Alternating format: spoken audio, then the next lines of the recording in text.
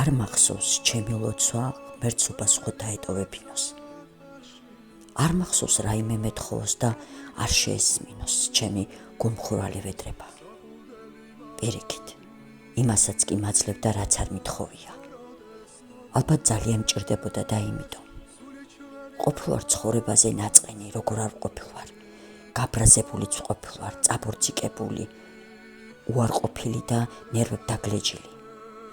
მაგრამ არ მახსოვს ოდესმე გაბოროტებული ყოფილიყავი. თავარი მაინც ის არის, რომ ღმერთს უყვარვარ და არასოდეს მტოვებს მარტო. თავარი მაინც ის არის, რომ ბედნიერად ვგრძნობ თავს. იცი რას მივხვდი?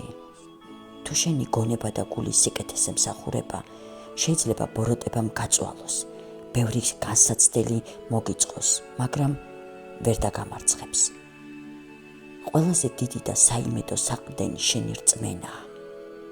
თუ გწამს, შეუძლებელია ვერ გადაცურო ზღვა, ვერ მოერიო უსამართლობას.